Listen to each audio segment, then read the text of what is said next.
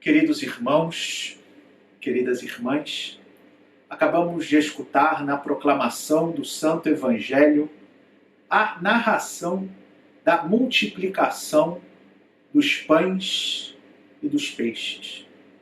Uma cena que nós certamente já conhecemos e que muito provavelmente já refletimos ou já escutamos diversas reflexões sobre o seu significado.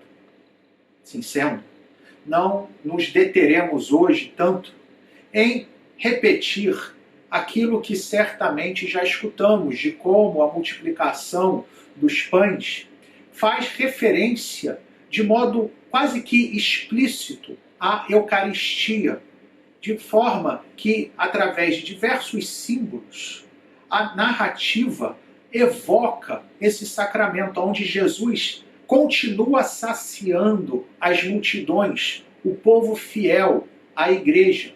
Nós vemos, por exemplo, o fato de que são 5 pães e 2 peixes, fazendo o número 7, que evoca os 7 sacramentos.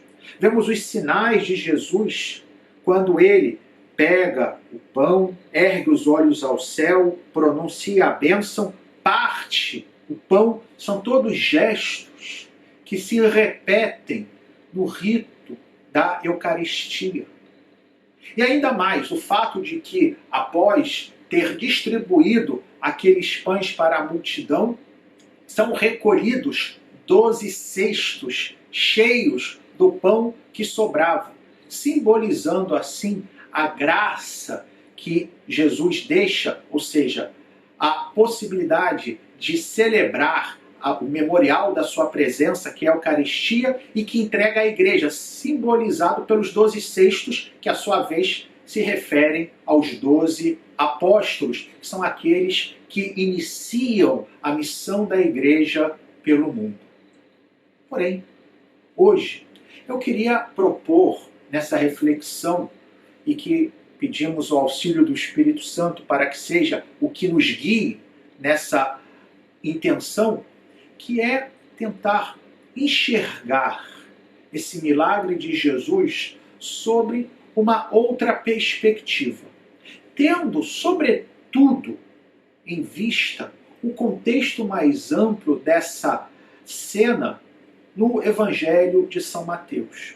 É interessante que o primeiro versículo do Evangelho que nós escutamos hoje, que é do capítulo 14, e começa no versículo 13, diz o seguinte: naquele tempo, quando soube da morte de João Batista, Jesus partiu e foi de barco para um lugar deserto e afastado. Assim começa a cena do Evangelho que nós escutamos hoje.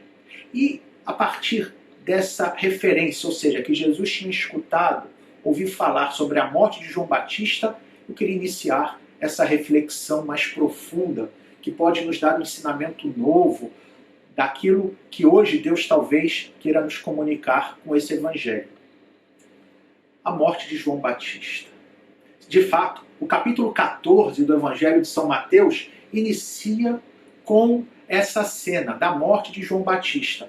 Vimos como Herodes Antipas, filho de Herodes o Grande, que era aquele que tinha mandado matar os inocentes quando Jesus nasceu, pois bem, o seu filho, é quem manda matar João Batista. E o faz no contexto de um grande banquete por ocasião do seu aniversário. Lembrando brevemente da cena, então ele tinha já João Batista preso, porque João Batista chamava a sua atenção, mais bem, o acusava de estar cometendo adultério, dado que ele estava unido numa união ilícita com a esposa do seu irmão. E, por se sentir incomodado, porque João Batista falava a verdade, mandou prendê-lo. E um dia, durante esse banquete, por ocasião do seu aniversário, a filha da sua mulher ilegítima, Herodíades, que se chamava Salomé, faz uma grande dança que deixa todos encantados. E Herodes, então, faz uma promessa: peça-me o que quiser, que eu lhe darei. E eis que a menina, então, instigada pela mãe, pede a cabeça de João Batista. De fato, para quem acompanhou a missa de ontem, foi justamente essa a leitura do Evangelho. E aqui está, queridos irmãos, o contexto que eu gostaria já de ressaltar. nós vemos uma cena que segue a outra. Primeiro, o banquete de Herodes, que termina com a morte de João Batista, e depois a cena da multiplicação dos pães e dos peixes. O que é interessante aqui, já para que percebamos, são duas cenas que fazem referência ao alimento. Primeiro, o banquete no palácio. O segundo, uma multiplicação de alimentos num deserto. Aqui já a primeira ideia que chama a atenção. Primeira cena, um palácio suntuoso, aonde todos os que estavam ali, né, eram homens cheios de poder. Outra cena, no deserto, um lugar desprovido até mesmo do mais essencial, onde vemos pessoas simples. Mas a coisa vai mais adiante.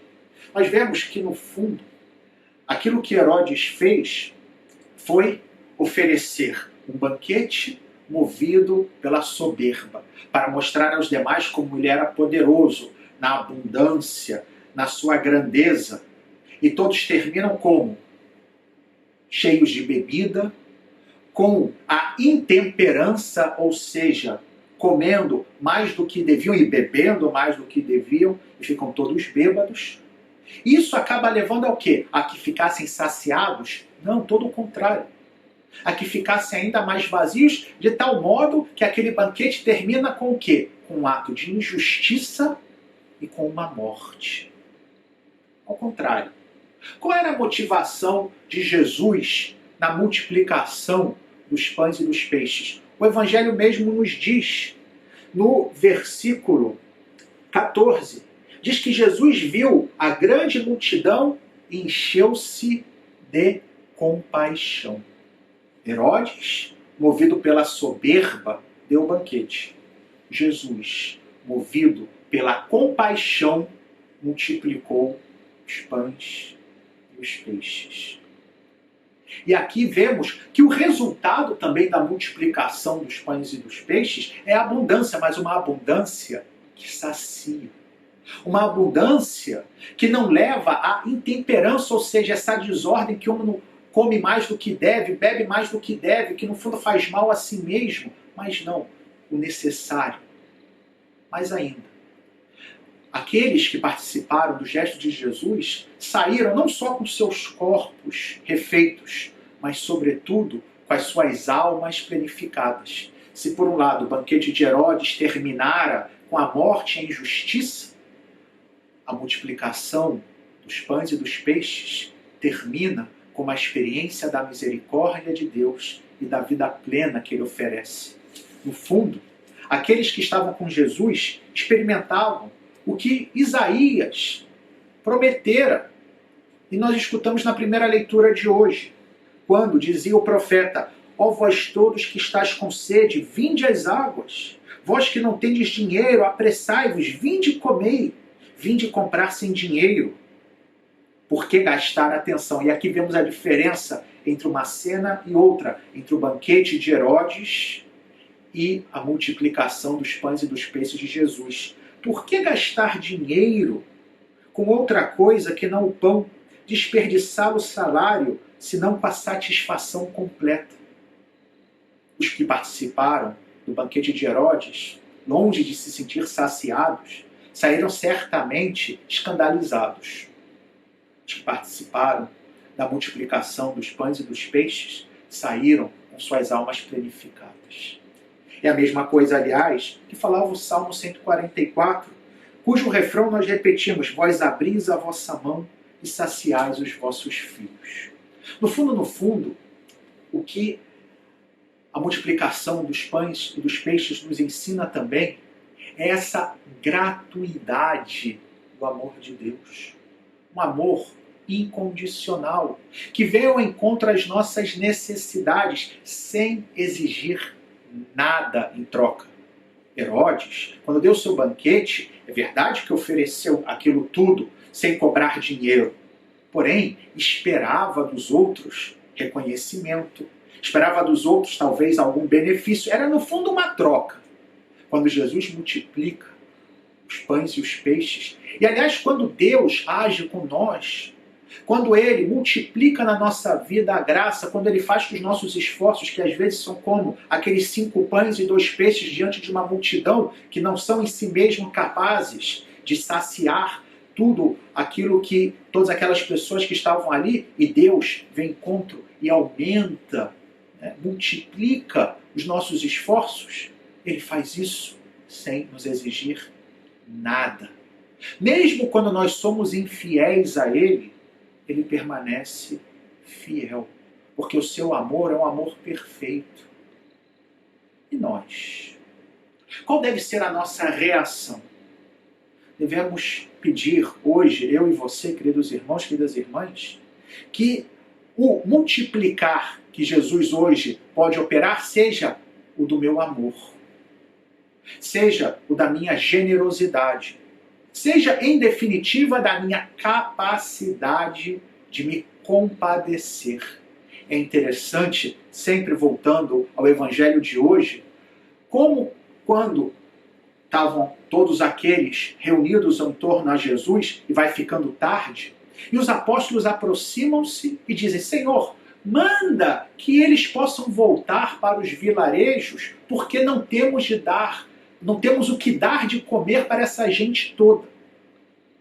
E Jesus, então, começa a multiplicar, antes dos pães e dos peixes, a generosidade no coração dos apóstolos, quando diz a eles: dai-lhes vós mesmos de comer.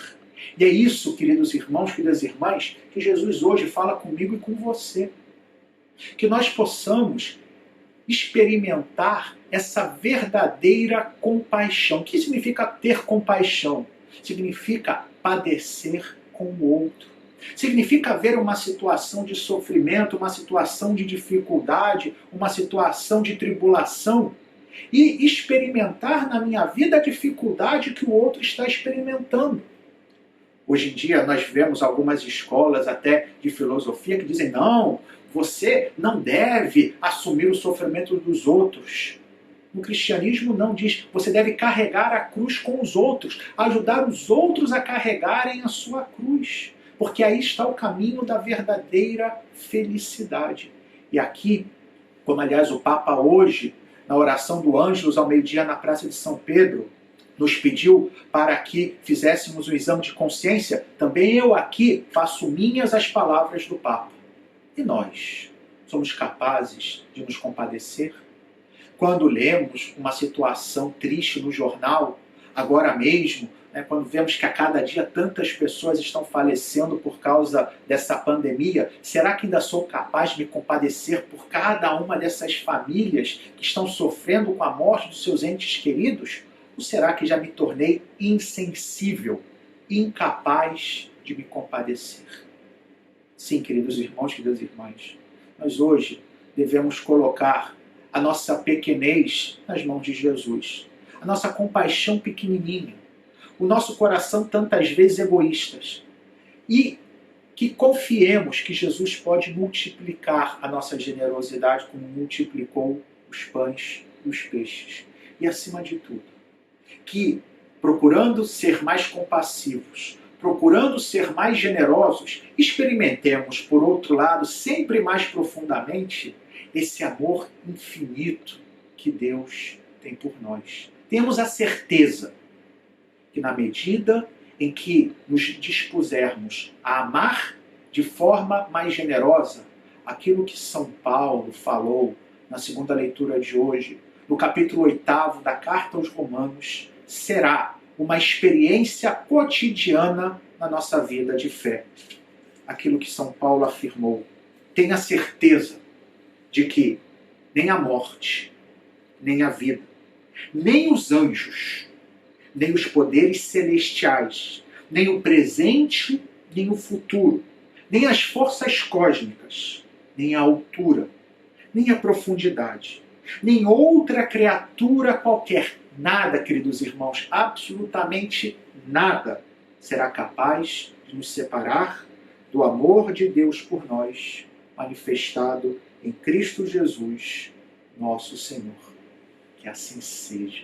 Louvado seja nosso Senhor Jesus Cristo. Para sempre seja louvado.